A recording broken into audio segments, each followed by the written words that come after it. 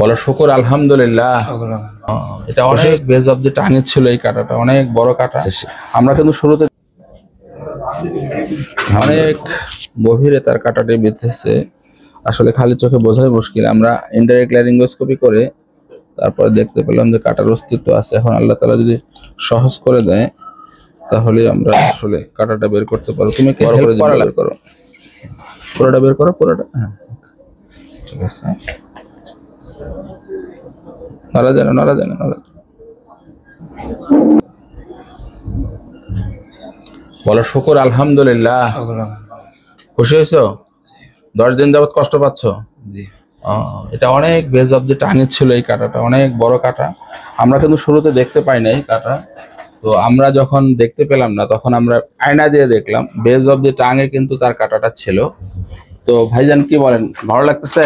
জি আলহামদুলিল্লাহ ভালো লাগতেছে। আমরা যাবত কাঁটাটার ব্যথা অনেকদিন যাবত ভুগতে আছি, ওষুধও খেয়েছি, কাজও হয় নাই। জাস্ট এরপরে আসলে মোটামুটি আলহামদুলিল্লাহ পুরোপুরি সুস্থ হয়ে গেছে, শুকরিয়া আলহামদুলিল্লাহ।